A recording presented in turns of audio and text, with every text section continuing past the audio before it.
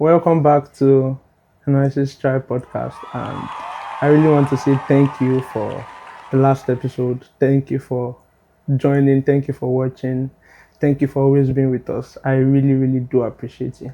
Thank you very much. So, my guest today is known for his powerful and spirit-filled saxophone ministration that blends gospel, soul, and contemporary sounds over the years.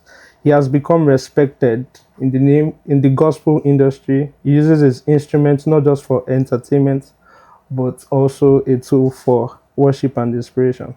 He's the best saxophonist in Nigeria, Wow. in Africa. Wow. Wow. He's the best saxophonist in the world. Wow. Every child wants to be like him. I remember growing up and playing saxophone. You always want to be like, who is that person you look up to? BeejaySax. Even at the back, there's Tommy Singh here. He played saxophone too. Who do you want to be like when you're growing up? BeejaySax. So I have BeejaySax in the studio with me. Wow. Welcome. It's a pleasure. It's a pleasure to be here. Thank you for having me. Thank you so much, sir. And of course, I'm looking forward to an amazing time on the podcast. Yeah. And also a big shout out to Auntie MC. She made this happen. A big shout out. Shout out to you. Thank you so much, ma. Yeah. Yeah. So our first question. Yeah. So everyone sees BeejaySax on stage today. We don't even hear you talk most times. Oh yes. We don't. So I was telling you earlier that I work based on my spirit, my feelings, and then persistent. Yeah. And I must commend that he was very persistent. I naturally don't do podcasts for a lot of reasons. Sometimes you say what you're not meant to say at this podcast, And personally, I don't like my voice to be heard anyway. I prefer my voice with the sax, So, editing podcasts, I avoid generally. But I'm here and, I know that it's going to be impactful and, there are one or two things that we would gain and learn from here. Yeah. Thank you so much, You're sir, welcome. for being here. So beyond the sax, who is Abiola Banjoko? Abolaji Banjoko. Abolaji Banjoko. Yeah. So, this is me. Simple, straightforward. I love what I do. I love my saxophone. I love my ministry. I love to put smile on people's faces. I love to get into the room and change the atmosphere. I don't like stress. Some people like stress. I know some of them. When there's wala or stress, anywhere, you won't find me there. I'll go opposite direction. So that's me. I love to enjoy. I think that's. I was speaking with someone this morning, and I was telling the person that I just thank God for the gift that He has given me because I can't imagine myself doing anything else. Oh. I can't do anything else. I can do a lot of other things, but I would rather be doing what I'm doing now. And I'm grateful to any God. other thing? No, I can't do any other thing. Just saxophone. Just saxophone. I was feeling a form this morning. I was like, no, this thing is not for me.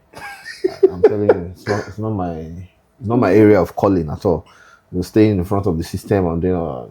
So thank God for saxophone. Yeah. All right. So was there any defining moment you realized music was more than a talent? It was a calling for you. Is there like a period where you just switched up? So for me, my journey from the beginning, even till now, and even in the future, is carefully orchestrated by God. And this is not me trying to sound spiritual. I'm just being factual. From how I started playing the sax to how my journey has been and is still, growing, it's all a defining moment for me that this is what God wants me to do. So let me give you a short story. Okay. So I was in primary 4 then, and some cousins of mine came in from Kano. They are transferred, of course, their parents from Kano to Lagos. So they were looking for a school to enroll. So I was at home, I was sleeping, and the school they wanted to enroll in was close to our house. So they just felt like, maybe the exam is 10 a.m. and maybe they were ready by 8 a.m. So they just said, let's wait at these people's house before you go to school. Before they go to the exam, the entrance exam into the school. I was probably sleeping. They just woke me up. They said, we're going for an entrance exam. Follow us. Uh, Follow UK. I'm in primary 4. At that time, I think it was in primary 6 that you can go to Yeah. secondary school from. You know, I like follow you. I'm not prepared. I've not read. I've not done anything. I don't know what are they writing there. That's how I got into Caleb, the school I finished from. I just followed them. Oh, my cousins, there are 2 of them. Dolapo and Moyo, sorry. And so that's how we went for the entrance For the exam, entrance and I exam. passed, and then that's how I entered GS1. And you know, when you look at stories like that, it was in that school that I learned the saxophone. So if I'd gone somewhere else, I'll probably be BJ something else, maybe not BeejaySax. You know, so, and there are a lot of moments like that where you know that this thing didn't just happen. You know, it's divinely orchestrated. Yeah. You know, from GS1 to GS3. How did I even start learning the saxophone? I was walking by the music room. I was very short and slim, and I heard them learning, and they said there is only big boys. And when I mean big boys, like stature, Yeah. that can play.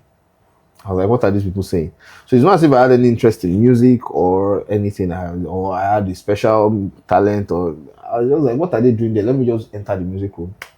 And that's how I entered, and I started learning, just like that. So it's not as if I took any interest. You know how kids, they will be singing, holding the mic. I did not do any of those things. I just like to play, and I was very gentle. So that's how I learned the saxophone. So that's not ordinary too. It's a defining moment. Yeah. And then I can go on and on. I'll tell you one more. So myself and 2 of my cousins, of course, the ones that we wrote the exam together, were in the same school, the same class, but different, different expressions, different arms. Arms. That's what we call them, call it that time. And in GS3, for some reason or the other, our parents decided that we were going to another school. Because I think the school then that we were had increased the school fees maybe by double. It was extremely high and ridiculous. Wow. So we were all going. The school didn't know that I was going. So it was GS3. When I'm going to SS1. That was a good time to switch schools. Switch schools, yeah. So at that time, we were all ready to go.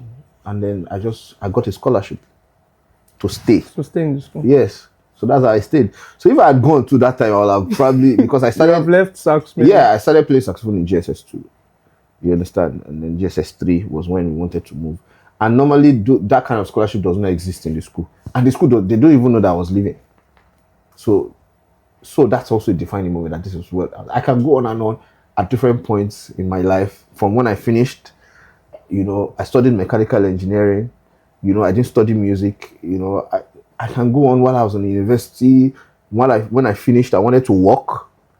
You know, I got the job in an aircraft servicing company. You know, and if I go on, I won't finish this podcast today.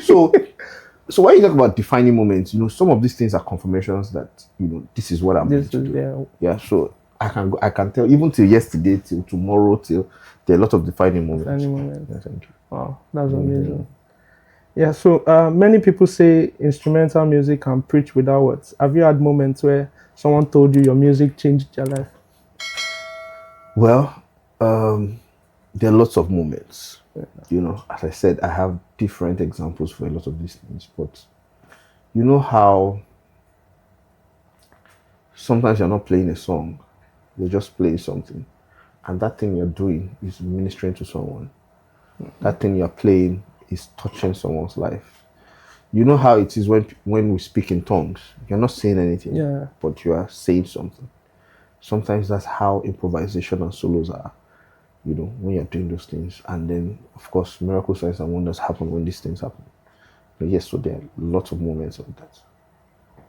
So there's something I enjoyed that you're doing recently, and which is the campus English. So I was at the one in Unilag, and I've also seen another one. So is there something you are looking for in schools, or?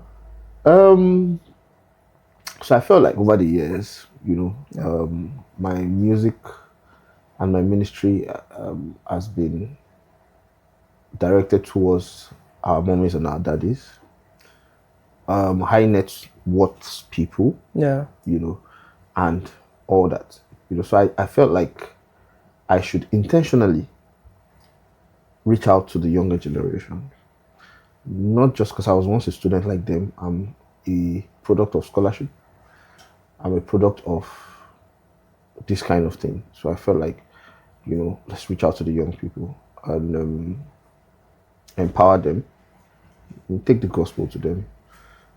That's what the And vision you've there. also been giving them scholarships. Oh yes. In Unilag we gave about 15 people. Wow. Yes, we gave about 15 people. And then we'll be doing more by God's grace as we go around the schools, as God empowers us. So there are still more. How many schools are you doing? We're meant to do 10. We've done just one. So we're doing second one and we're doing it. And then we still have BeejaySax Life coming in the hotel. This is what I do every year. Every year, yeah. Yes, so we have a lot of things. They packed here. Oh, amazing. Yeah. So how has relationship really helped your ministry growing? You can't do anything alone. Yeah. You need people. You need people, old, your age mates, and even younger people. And I believe something that if God gives a vision, of course, He gives a provision for it. And provision is not just financial. Sometimes this provision is people. People that will help you, people that know what you don't know. For example, I'm doing campus innovation, and I'm sure that you saw a lot of people around. They were not doing much. You understand? But they are, when I mean doing much, they're not singing, but they are in the background, running things. I have, a lot of young people that, handles my content. Some of them. Victor, Dami, and a lot of all these guys. Yeah. They are people. And it's collaboration. Just shows that you can't do everything alone. And aside the young people, their friends and colleagues. I have programs everywhere. Nobody has charged me to minister at campus innovation. All the ministers that come, they just come to support. Wow. Yeah. And then the other people too. All the events that we do, we can't do it by ourselves. Sometimes you need support. Sometimes you need sponsorship. Sometimes you need someone to mention your name in the room. You need someone to put in a word for you. So yes, you need people. And over the years, people have been very helpful. Thank you. Yeah. Have you had moments where you felt like giving up on this thing? I have to cough. So this is not aspire to perspire or to require. I must tell you that nothing good comes easy. We used to say if it's easy, everybody would run out. So yesterday, last week, every day, like who sent me a message? I had a campus innovation meeting and I heard some things. I was like, oh my God, why did I even support? But we have to keep moving. There are lots of situations, there are times where you question yourself. But at the end of the day, if you want to make impact, if you want to make a difference, you have to do things outside your comfort zone. And that's what I have been trying to do. There's a collaboration with some of my own orgas that I'm dropping very soon with Uncle Mike Aremo and Pastor Kunle Ajayi. We did something together. Oh, I saw the picture. Yeah, and it's coming out very soon. Doing that thing took a lot. Based on everybody's schedule, I am busy. Uncle Mike is busy. Pastor Kunle Ajayi is very busy.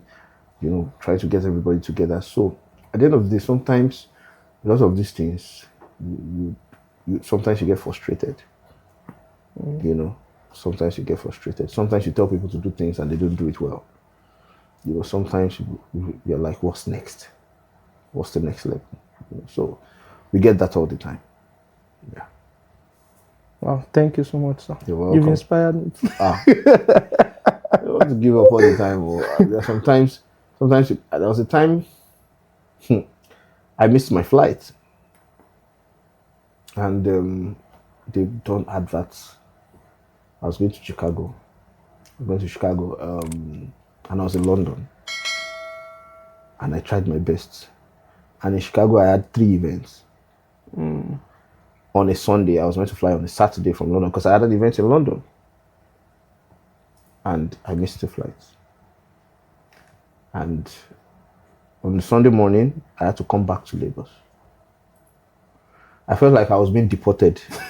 You know, when I planned, oh, I was in Chicago, I have 3 programs. I posted the flyers on my page. Yeah. They've done adverts, they've done everything. They're all expecting me. They bought tickets, return tickets. Oh. And because, you know, so those kind of times, you're like, what am I doing? You know, yeah. Yeah, so every child wants to be like you. Hmm. Like the BJ sax they see, any child that is playing sax, if you ask them, so what do you have to say to them? Well, I don't know what to say, but I would say that it's a good thing, but it's not easy. We put in a lot of work, sometimes strategy, sometimes, you know, there are levels to this thing. Sometimes it's about the saxophone, getting better on the saxophone. There are different levels, practicing, you know, learning your skills and all those things. And then from that time, it now becomes rehearsing with your band, making sure that the music is good. So that's not even about your saxophone skills now. You're rehearsing with your band, making sure that you bring out arrangements and music that is good, pleasing to the ear, you know, pleasing to the ear, and so many other things. And then from there, aside rehearsing with your band, it now becomes ministering to the people. How do you get the programs? How do you do your events and all that? What can you do differently? What can make you stand out? It's more difficult that they put you side by side with singers, people that are singing. Yeah. They're using lyrics. They can say, hold your neighbor, carry your neighbor, carry your landlord. I mean, you are talking with the sax. Yeah. So whatever it is, you have to think about how to engage. And it's more difficult, I must tell you. Yeah. It's more difficult to engage, to try to do something different. Sometimes you have a social event and they say, is BJ Sax coming? That was earlier, though. Now it's better. Are we just going to be playing sax from beginning to the end? Are they not going to sing? So all those things, sometimes it's not easy to put together. But all I'll say is that with God, all things are possible, and it takes a lot of hard work. Yeah. All right. Thank you so much, sir, for coming to this. But there's a last thing we're going to do. We're going to play a game. Okay. I'm here. I'll go first. Okay. So what's the game about? Okay. So you're going to say something that is not a sin, that Christians call a sin. That's not a game. It's a game. Okay. Something that is not a sin. Yeah, that'll be like. Try to. I'm trying to think. What is it? Okay. Okay, will you go? Yes. Okay. What's that? Putting on face cap. Yes. Do people call that a sin? Yes, now. For. So you're on the altar, you're putting on cap. Oh, okay. Okay. Wearing trousers. As a lady. Yeah. Putting on earrings. Well, yeah, that's possible. I don't know if it's a sin or not. I mean, as a lady, some churches. Yeah, exactly. Okay. So, some guys put on earrings and have dreads too. Yeah. And beards too. Sometimes they say our beards. Our beards. Yes. So at least I. That's the game. Yeah, I've played the game. Yeah, you tried. I tried. All right. So thank you so much for watching. Thank you for everything. Thank you so much, sir. It's a pleasure being here. Thank you for having me. Yeah. I appreciate everybody, the crew, the studio, and our host. Thank you so much. We hope to see you next time. All right. Bye, guys.